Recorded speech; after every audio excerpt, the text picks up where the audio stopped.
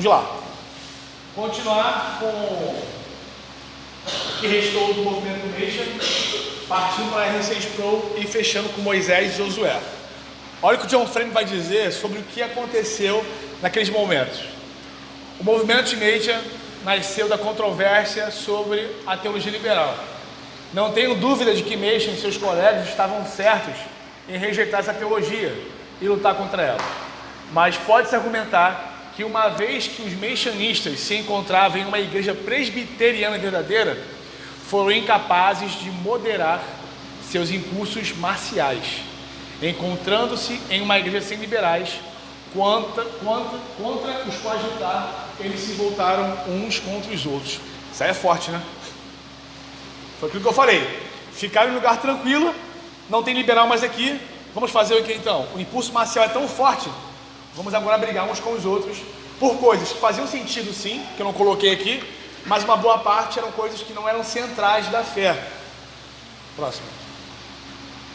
Em meu julgamento, o movimento de Nation pensou um pouco sobre a diferença entre discordâncias toleráveis e intoleráveis na igreja. Então, realmente isso. Lutou, e quando acabou a luta, continuou lutando por outras coisas. Ok?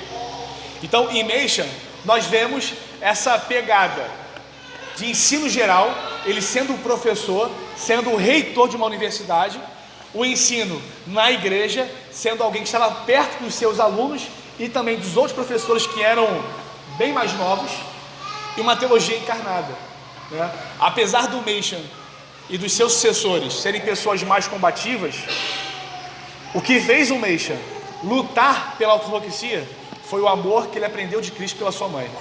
Então aquilo que ele ouviu de sua mãe foi tão encarnado, foi tão certo, que ele precisava lutar contra esses caras. E ele fez isso, e foi um homem que combateu um bom combate, pela graça de Deus. Somos gratos a esses homens, apesar desses percalços, ok? Então aqui encerramos a parte do Nation e seus sucessores. O próximo a ser falado agora é o R6 Pro. Foto bacana, né? Chora não, gente, calma aí. Vai para a próxima aí. Acho que tem mais duas. Essa? A próxima. Volta à foto anterior.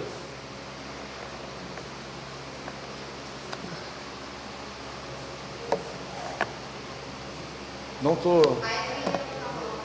Tem... Ah, fala, Yasmin. Desculpa. É que tá assim, eu tô... Fala, Yasmin. Aqui não tem não. Levantou a mão, fez assim. Não. Pode falar.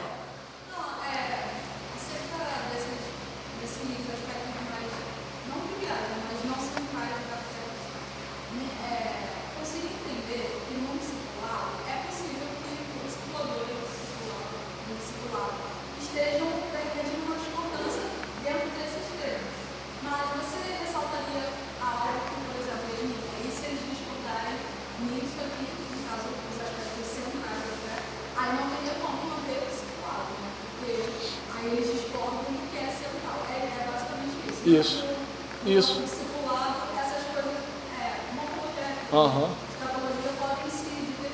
Sim, e aqui o caso é entre irmãos de fato.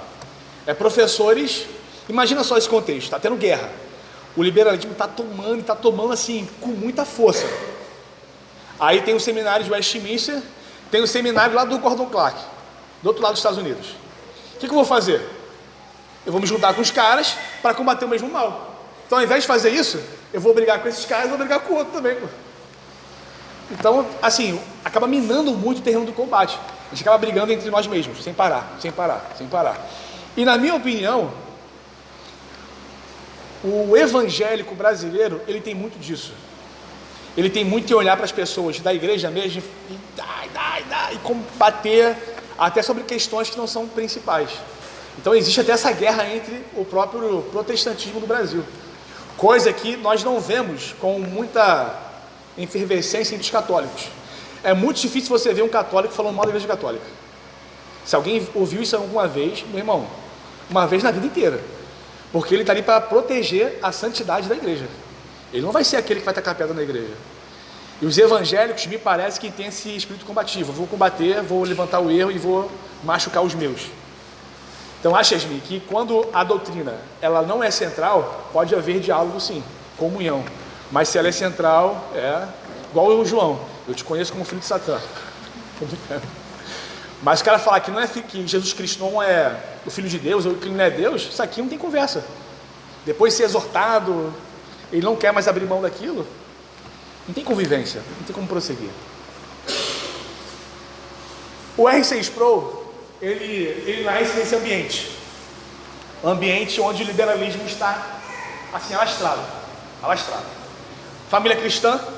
Uma curiosidade sobre o Sproul é o seguinte: todos os homens da família do Sproul são chamados de RC Sproul.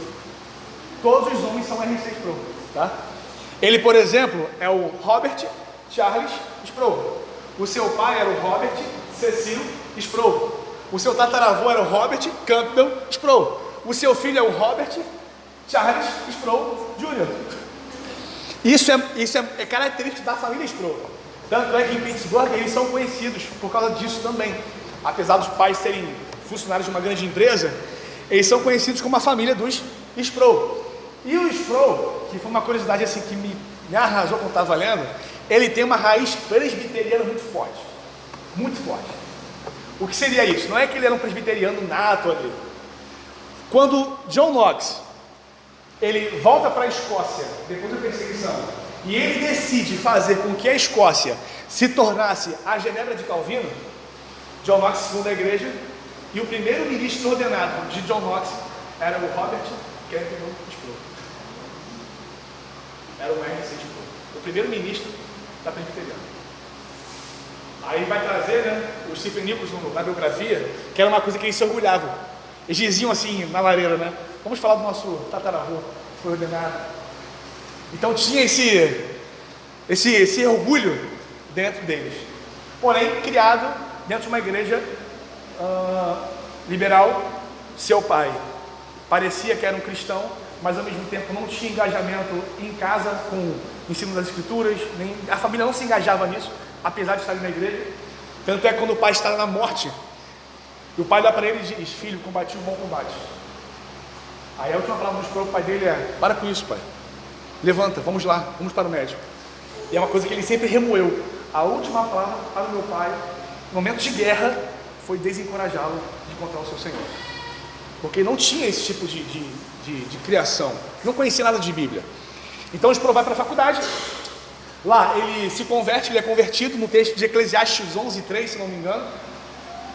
Ó, Raquel, é isso mesmo, né? Ah, tá. Falou alguma coisa e pensei que... Mas ele estava indo beber lá na cidade, né, com um amigo dele. E quando ele está perto do carro, ele bota a mão e esqueceu o cigarro. Ele tem que voltar para o dormitório para colocar dinheiro na maquininha para ter cigarro, né? E quando ele está indo para pegar o cigarro dele, um homem importante do time de futebol pergunta: o que você está fazendo? Onde você está indo? Vem aqui rapidinho. Aí ele vai dizer: olha, se o chefe do futebol disse para eu ir, eu vou. Aí ele vai lá e quando ele senta, eles estão estudando a Bíblia. E naquele momento, quando o Sproul ouve o texto de Eclesiastes 11:3, se não me engano, vai dizer que onde a árvore cai, aí ela vai permanecer. Ele vai para o quarto, se tranca e pede perdão a Deus sobre os seus pecados. Um texto que ele vai trazer, né, que acho que nenhum homem da igreja foi convertido através desse texto. Então a trajetória do Sproul vai alavancar isso muito cedo. Ele ingressa no seminário de Pittsburgh, que era a sua cidade, só que esse seminário era um seminário muito liberal também. Tanto é que os nomes do liberalismo do século XX, os filhos deles eram professores de Pittsburgh. Então a teologia que ele tem ali era muito minguada, ele está vendo que aquilo é minguado. Então ele sai, vai para uma outra faculdade, ele começa a estudar com um professor e começa a entender mais sobre a doutrina bíblica, sobre a ortodoxia, sobre tudo aquilo que ele vai colocar lá na frente. Então ele vai trazer uma trajetória cristã e teológica muito forte. Tanto é que aos 29 anos, o Sproul está em Westminster tomando um cafezinho na casa do Van Til. Ele vai trazer, o Nichols vai dizer o seguinte: e por várias semanas o Sproul estava ali com o Van Til, sendo servido pela senhora Van Til, conversando, trocando ideia. Então era alguém que estava sempre com as pessoas certas, do fundamentalismo ou da teologia correta. Então o Sproul teve conversa com o Gordon Clark. Foi nesse ponto com o Sproul que ele conheceu Martin Lloyd Jones. Então alguém que estava muito engajado nisso, estudando muito, ele vai para o doutorado na Holanda, com o melhor professor de teologia do mundo, na Faculdade Livre, né, fundado pelo Kuyper. E chega na Holanda, ele não sabe nada de holandês, nada. Ele precisa ler os livros em holandês e francês, coisa que ele não sabe fazer, ele precisa estudar aquilo do zero. Enfim, ele não termina o doutorado, volta para os Estados Unidos porque a família está bem doente, e ele se cansa disso. Ele vai perceber que o engajamento dele não é na academia. Ele já fez, cumpriu o papel dele. Ele precisa ministrar a palavra aos outros. E ele percebe que tanto em Pittsburgh e outras cidades, pessoas normais querem ouvir o evangelho. Fazendeiros, comerciantes, médicos, crianças, ele passa a perceber isso. E um dia, numa das conferências que ele foi chamado para pregar, ele prega, expõe a palavra.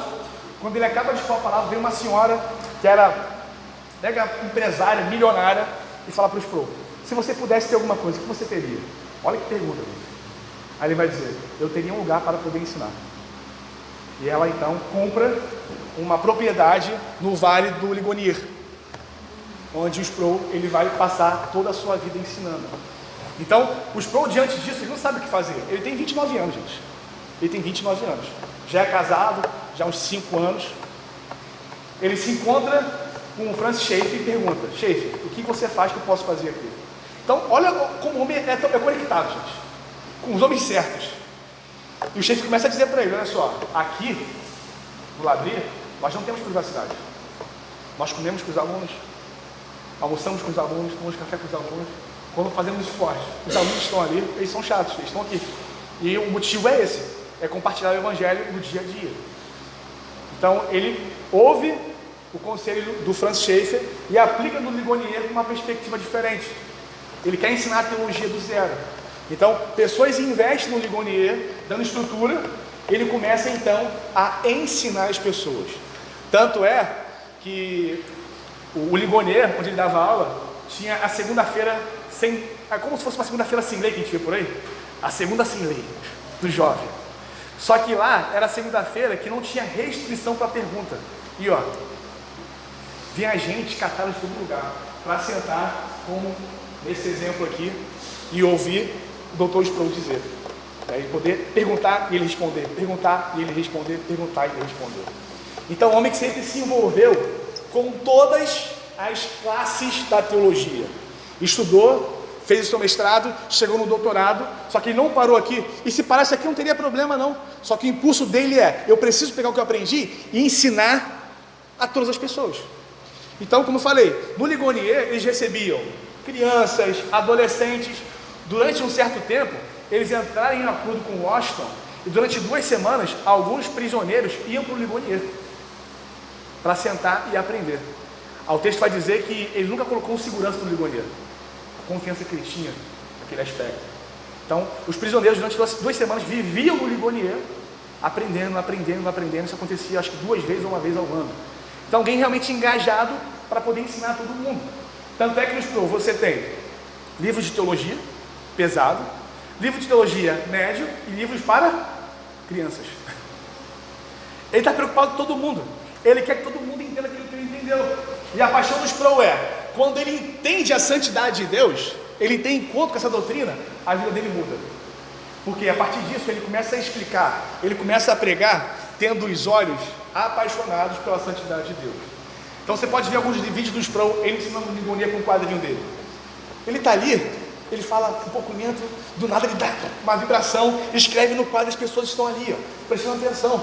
Porque as pessoas não apenas ouviam uma boa doutrina, mas ela via no Sproul uma encarnação dessa doutrina. E é por isso que ele arrebatou tanta gente. Alguém muito estudado, muito capacitado.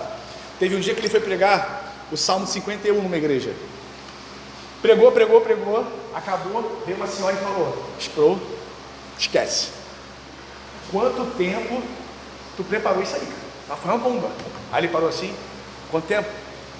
5 minutos. Mais 30 anos. Ele refletiu no texto antes de subir, 5 minutos. Mas eu já estudei sobre esse texto 30 anos. Alguém altamente capacitado em Deus para poder ensinar e instruir. Para quem não sabe, o Sproul e o Ligonier se meteu em muitas, ou algumas, controvérsias entre apologética. O Sproul defendia uma apologética clássica, enquanto o Van Til, o Gordon Clark, de alguma forma, defendia uma apologética mais pressuposicionalista. Mas o Sproul conseguiu transitar no meio de todos esses caras. Paz. Não tem aquele espírito do Machen? Não tinha no Sproul. Teve uma vez que vai contar que ele estava na casa do Gordon Clark, aí o Clark falou para ele: Sproul, a tua apologética, cara, isso está errado. Isso aí é segundo Tomás de Aquino e Warfield. Aí ele vai dizer para o Gordon Clark: olha, isso para mim é um elogio. E continua. Você não vê o Sproul se metendo em grandes confusões? Ele está ali com apenas um motivo: pregar o Evangelho e fazer com que a santidade de Deus seja conhecida. E mesmo sendo uma pessoa tão jovem, ele já era visto por muita gente. Tanto é que na morte do Sproul, você vê pessoas importantíssimas no meio teológico, que estão ali para prestar condolências. E mesmo na vida, pessoas que admiravam muito, como John MacArthur, Steve Lawson, John Piper. Porque o ministério de Sproul é um ministério diferente. Ele está preocupado em realmente fazer com que todos entendam a palavra de Deus. Então ele se dedica durante anos a esse engajamento. Outra coisa importante, misturando esses aspectos, é uma história que está documentada. Passou uma caravana de carro em Pittsburgh para subir para o Vale do Ligonier e tinha um jovem na rua, de bobeira.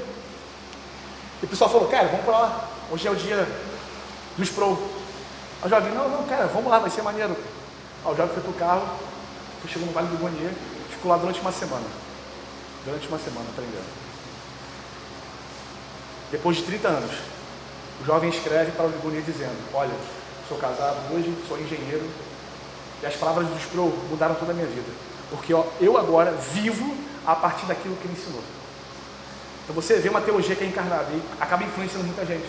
Então muitos documentos foram expostos depois de pessoas que foram uma vez, duas vezes, depois se tornaram médicos, engenheiros, mas que viveram com aquela imagem da santidade de Deus. E outros teólogos também. Tanto é que o Sproul, deixa eu passar para frente aí, ele vai deixar o legado dele do Ligonier para o Stephen Nichols, né, que vai escrever a sua biografia, já veio na Fiel, tem alguns livros também em português, fazendo com que o trabalho seja, né, passado para frente. O Ligonier não pode acabar, as exposições não podem parar, as crianças precisam participar, os jovens, adultos, as senhoras. Então, existe uma preocupação muito grande de fazer com que todos conheçam as maravilhas de Deus, e com uma linguagem, gente, que é muito simples. Uma criança, um jovem, um adulto consegue entender o que o Sproul diz. Consegue. Talvez eu possa comparar a linguagem do Sproul com a linguagem do Nicodemos. Augusto Nicodemos é um homem poderoso em palavras. Tem os seus títulos merecidos, sabe muito, mas quando ele fala assim: cara, que simples é isso. Ele fala da tranquilidade, ele está ali, e você está ali: caramba, está indo, está aprendendo. Homens diferenciados, que conseguem passar o Evangelho para qualquer tipo de pessoa. Então nós temos isso na vida do Sproul, esse legado do discipulado ocorrendo. Alguém que ensina publicamente, expõe os seus livros, mas alguém que decidiu abraçar qualquer um que decida entrar no Vale do Ligonier, para ele poder explicar, ensinar o Evangelho, tirar todas as dúvidas que forem possíveis. E, assim, aquilo no Ligonier não era custeado pelos alunos, a quantia era muito ínfima diante daquilo que era proporcionado. Ele era realmente financiado por gente de fora. E o Nichols vai assumir esse legado, ou tem assumido esse legado, para fazer com que isso avance. Então mostra essa perspectiva de sucessão de formação. Não pode parar, não pode parar. Em relação aos fala, Douglas. Vou dizer assim, boatos. Ouvi alguns boatos que o Sproul teria esse caráter ultracalvinista, né? Boatos. Me diziam aí, alguém me disse? Isso é fofoca, mano. A pergunta é se isso procede, né, se isso é uma verdade ou não. E se procede, se isso de algum modo afetou, né, o ministério do Sproul e tal, a partir da liderança que você viu. Cara, ultra calvinista, pelo que eu entendo, não. Muito pelo contrário, era um evangelista de mão cheia. Né? Porque se você não... Bem, se eu sou ultracalvinista, eu fico parado esperando todo mundo chegar. Vou ficar em casa tomando café. Quem chegar, chegou. Agora, se eu fundo algo como o Ligonier e convido as pessoas a estarem e publico para fora, gente, esquece, não dá. E o Ligonier, vale ressaltar, muitos livros da Fiel, podem perceber, são quase de graça, não são? Mas por que isso? A Fiel é financiada pelo Ligonier. É subsidiada por agências internacionais de missões. Então muitos livros do Sproul vêm com preço às vezes de banana, porque assim, olha, tem esse livro aqui que é muito bom, vou custear e vocês vendem aí ao preço de banana, para fazer com que tudo avance, entendeu? Então às vezes, a sistemática do Sproul, eu já vi por R$5 na Fiel, gente. Aquilo ali nunca seria R$5 em lugar nenhum. Mas por quê? Provavelmente é financiada, é subsidiada por esses homens que são, né, que têm dinheiro por trás ali. Mas Douglas, pelo que eu li aqui, pelo que a gente conhece do Sproul de fora, não condiz não. Dúvidas sobre isso?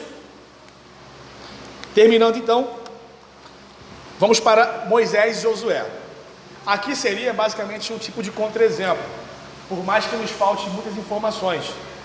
Mas Moisés, ele é o líder do povo. Ele lidera o povo durante todo aquele período do deserto. Só que Moisés não entra em Canaã. E Moisés a todo tempo estava preparando Josué para ser o líder do povo. Josué faz isso. Ele entra em Canaã, a divisão das terras estão feitas, mas o que parece é que Josué não assume o mesmo trabalho de Moisés. Ou seja, preparando alguém para ser um tipo de líder do povo. Certamente, como a terra já estava estabelecida, não precisava de um rei. Isso não é necessário. O rei sempre foi Deus. Mas talvez fosse necessário alguém que representasse uma liderança para caso de briga, de solução. Alguém pudesse ver um líder e chegar, vamos resolver isso lá no líder e não entre nós mesmos. Tanto é que após Josué, nós entramos num período longo de juízes, onde nós temos a terra arrasada, idolatria arrasada. Então me parece que o legado que Josué recebe de Moisés, ele não passa para frente, de alguma forma, tá? De alguma forma. Lucas, mas se ele passasse, mudaria? Bem, gente, somos todos calvinistas. Não trabalhamos com si. Aquilo aconteceu, deveria acontecer. Mas me parece que uma liderança precisa sempre ser estabelecida quando outra sai. E precisa ser muito clara. E precisa ser formada. E não vai, assuma aí agora contigo. Seria um caso de um contra-exemplo. Aprendeu, ensinou, Josué recebeu, só que o texto não é claro, o texto não tem informações, como até o Rafael estava falando comigo ali antes. Talvez aconteceram coisas ali que nós não sabemos. Mas a liderança, ela morre em Josué. E apenas em Juízes, alguns líderes são levantados para fazer com que aquilo que Moisés fazia antes, de discernir as contendas, julgar entre os problemas e mostrar para o povo o caminho que deve seguir. Então trabalhamos aqui alguns aspectos do discipulado: ensino geral, ensino da vida. Isso só tem sentido e valor se a teologia for encarnada. Isso é o caráter do discipulador. E isso, ao mesmo tempo, vai induzir aqueles que estão aprendendo e vivendo isso a criar e fazer novos discípulos com a mesma finalidade e função com que receberam. Ensino geral, ensino da vida, teologia encarnada e sucessão de informação.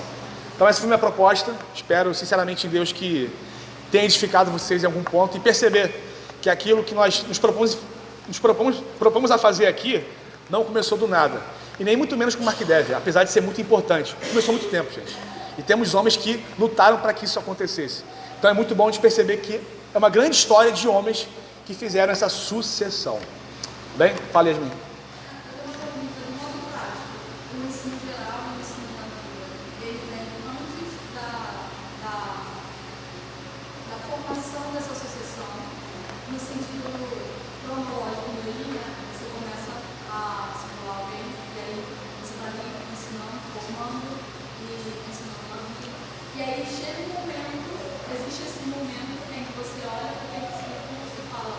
Agora formar para ensinar outras pessoas, para também desde o começo, desde o momento que você está ensinando, formando teologicamente, biblicamente, ensinando na vida, a formação da sucessão ela já está lá desde o começo. E aí o que acontece é quando a gente observa que esse discípulo pode estar ali mais rápido, mas não a combater esse mesmo modo. Eu acho que é isso mesmo. Ele vai aprendendo, vai absorvendo, vai entendendo como é que funciona. Isso pode levar anos, até que ele entenda toda a estrutura de como é viver uma vida para Deus, de como é ter uma teologia encarnada, com exemplos e com ensino. E depois dessa preparação, ele é enviado. Vão e façam. Foi o que aconteceu com Jesus e os discípulos, não foi do nada. Eles passaram muito tempo com Jesus, até que eles são enviados a fazer a mesma coisa. Então, eu acho que caminha mais nesse sentido, que você falou. Mais alguém quer falar alguma coisa? Fala, eu. Eu queria fazer uma pergunta a respeito desse último ponto aí de Moisés, Josué. O ponto negativo, já que não temos tantas informações a respeito de como foi a relação deles, eu poderia dizer que o ponto mais negativo disso é o fato de Josué não ter dado continuidade. Isso. Nós não temos evidências que alguma continuidade foi feita. Talvez tenha sido feito, mas não está registrado. Tá bom? Mas ter um líder sempre é positivo. Se uma liderança sai, outra tem que assumir.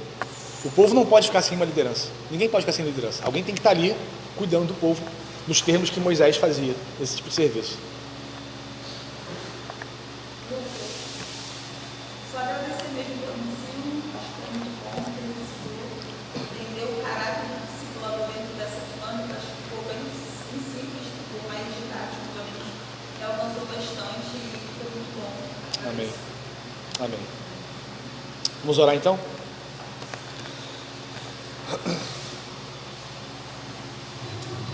Senhor Deus, estamos diante de Ti, Senhor, como discípulos imperfeitos, discipuladores imperfeitos, que podem fracassar em todas as qualidades que conversamos aqui nessa manhã. Mas clamamos a Ti, Senhor, para que o Espírito Santo nos impulsione a encarnarmos a teologia que aprendemos, a viver, Senhor, para que a nossa vida aponte para Cristo, para que as nossas atitudes apontem para Cristo, Senhor. Que o Teu Espírito age em nós, no Teu nome, e que assim façamos um legado forte de discipulado, formando homens, mulheres e crianças que Te amem, que vivam para Ti, que entendam a centralidade do Senhor em nossas vidas. Obrigado por essa manhã, essa